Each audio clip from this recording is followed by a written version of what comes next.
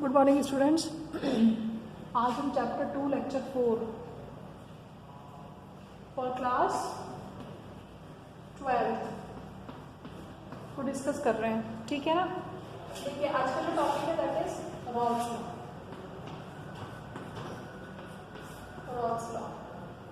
कल हमने क्या पढ़ा था? कल हमने पढ़ा था हेनरीज लॉ। हेनरी लॉ क्या कह रहा था? हेनरी लॉ कह रहा था कि किसी भी when we prepare a solution of gas in liquid, तो जो गैस की सॉल्युबिलिटी है that is directly proportional to mole fraction, ठीक है। वो गैस के बारे में बता रहा था। रॉल्स लॉ किसके बारे में बता रहा है? किसके बारे में बता रहा है रॉल्स लॉ? रॉल्स लॉ बता रहा है लिक्विड सॉल्यूशन के बारे में, लिक्विड सॉल्यूशन के बारे में बता रहा है, ठीक है। मान लीजिए सपोज आपके पास 2 कंपोनेंट है, एक 1 कंपोनेंट है, एक 2 कंपोनेंट है। 2 कंपोनेंट्स को आपने कंबाइन किया और दोनों कंबाइन करके आपने एक सॉल्यूशन बना लिया। सॉल्यूशन कैसा बना? लिक्विड बना, ओके। ये आपके पास एक कंटेनर है। कंटेनर कैसा है? क्लोज्ड है। इसके अंदर यहाँ पर 1 और 2 दोनों कंपोनेंट हैं और दोनों ही कंपोनेंट कैसे हैं? वोलेटाइल है, ओके। तो दोनों से मिलकर जो सॉल्यूशन बना, तो ये वाली कौन सी फेज बन गई? लिक्विड फेज बन गई। अब क्योंकि कंटेनर बंद है, कुछ टाइम बाद क्या होगा? इसकी वेपर बनेगी। तो वेपर इस तरीके से बनेगी और ये वेपर क्या करेगी? प्रेशर लगाएगी। ये वेपर जो है इस लिक्विड सॉल्यूशन की सरफेस पर प्रेशर लगाएगी, that is called vapour pressure. Clear? ये वेपर प्रेशर होगा। अब यहाँ पर वेपर है, इसकी भाई स्टार्टिंग में लिक्विड था, लिक्विड ने वेपर बनना शुरू किया। दोनों कंपोनेंट, ठीक है, वेपर बनना शुरू किया। वेपर बनी, वेपर धीरे धीरे इसमें प्रेशर लगाएगी। वेपर के मॉलिक्यूल्स आपस में कोलाइड करेंगे and they will convert into liquid. तो वेपर और लिक्विड दोनों के बीच में क्या एस्टैब्लिश हो जाएगा? There will be a dynamic equilibrium, ठीक है। डायनामिक इक्विलिब्रियम सेटअप हो जाएगा। ये लिक्विड फेज है, ये वेपर फेज है। लिक्विड में भी दोनों कंपोनेंट प्रेजेंट है और वेपर में भी दोनों कंपोनेंट प्रेजेंट है। यहाँ तक क्लियर है? ठीक है। तो रॉल्स क्या कहता है? रॉल्स कहता है कि vapour pressure of 1 component partial, ये क्या है? P1 क्या है? यहाँ लिख रही हूं मैं, partial vapour pressure of 1 component is directly proportional to its mole fraction.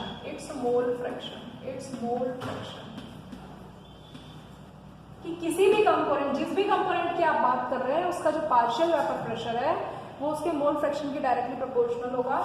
तो फॉर्मूला क्या हो गया? P1 equals to P1 naught Xi1। This is the Raoult's law, ठीक है। ये पार्शियल वेपर प्रेशर है। P1 नॉट क्या है? It is the vapour pressure of pure component,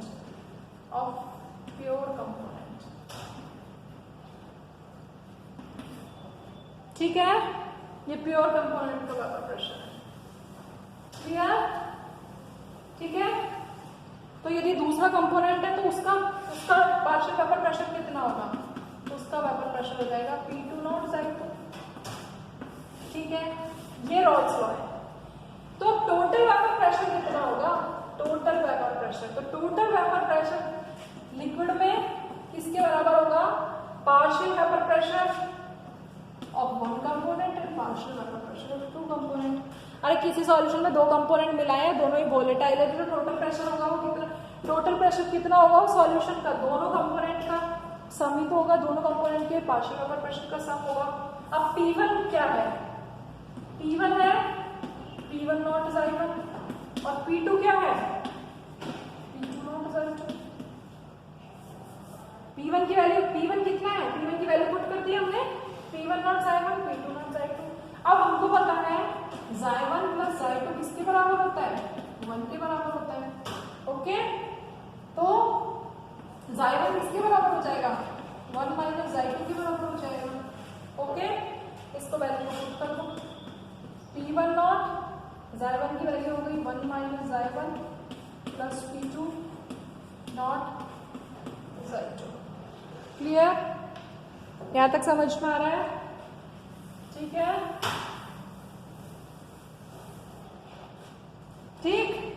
सबसे पहले टोटल प्रेशर दोनों का सम हुआ, दोनों की वैल्यू पुट कर दी राउल्स लॉ से, Xy1 की वैल्यू निकाल ली हमने मोल फ्रैक्शन से, इस वैल्यू को यहाँ पर पुट कर दिया, तो टोटल प्रेशर कितने के बराबर आया, इसको जब आप सॉल्व करेंगे तो ये आएगा देखो P1 not minus P1 not Xy1 plus P2 not Xy2, तो इसको मैं ऐसे लिख सकती हूँ ना, P1 नॉट प्लस Xy2 को मैंने क्या सॉरी Xy2 को मैंने कॉमन ले लिया,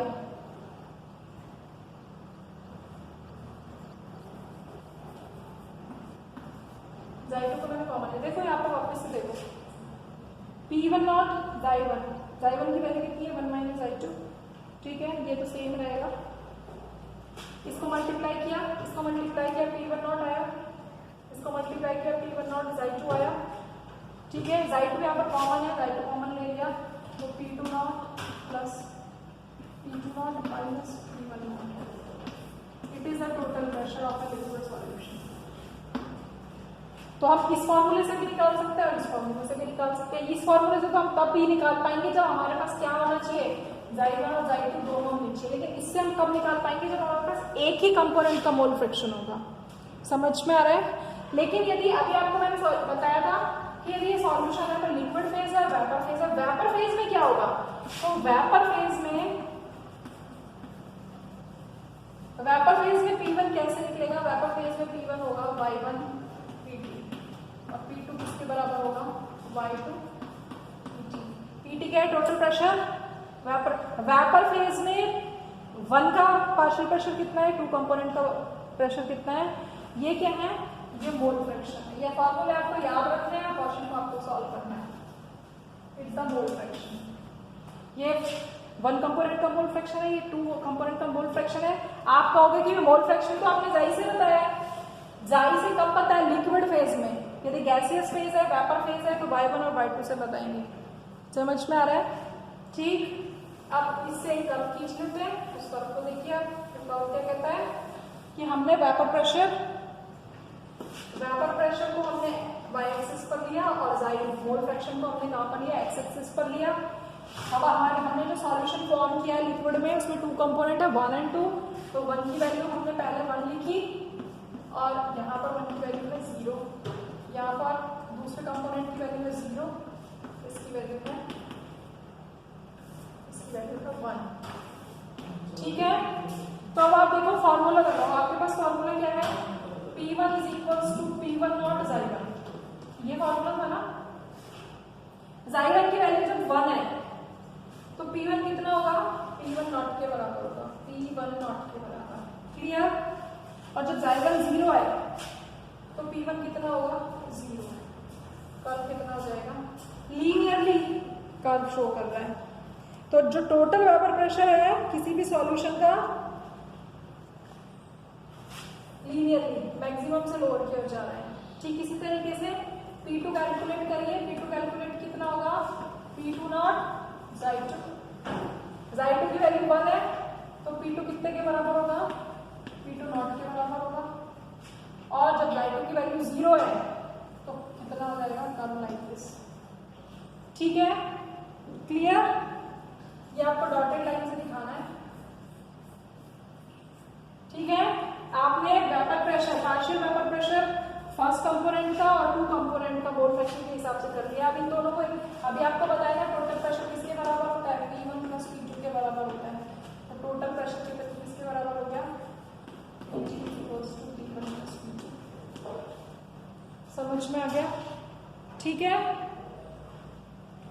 तो फर्स्ट पॉइंट तो क्या कह रहा है, कर्व में कि टोटल वेपर प्रेशर जो है वो किससे रिलेटेड है, टोटल वेपर प्रेशर जो है वो किसी भी एक मोल फ्रैक्शन के कंपोनेंट से रिलेटेड है, किसी भी एक कंपोनेंट का मोल फ्रैक्शन से रिलेटेड है। सेकंड पॉइंट क्या कह रहा है, सेकंड पॉइंट कह रहा है कि टोटल वेपर प्रेशर जो है of solution varies linearly very करता है with the mole fraction of second component, ठीक है, लीनियरली वेरी कर रहा है ना। यदि ये 1 है तो ये 0 हो रहा है यहाँ पर, तो ये लीनियरली वेरी कर रहा है, ठीक है। एंड थर्ड इज द जो टोटल प्रेशर है the pure component 1 and 2 total vapour pressure decreases और increases with the increase of the mole fraction of component 1। ठीक, तो अभी आप पहले इसको एक बार पढ़ लो, कुछ नहीं आता तो फिर अभी हमारा इसमें न्यूमेरिकल भी बच रहा है और थोड़ा सा और पार्ट बच रहा है। तो अब यहाँ पर ये जो दोनों कर्व है, इसमें ये वाला कर्व हमने नीचे लिखा है, ये वाला कर्व हमने ऊंचा लिखा है। ये किस चीज को बता रहा है कि जो वन कंपोनेंट है वो कैसा है, लेस वोलेटाइल।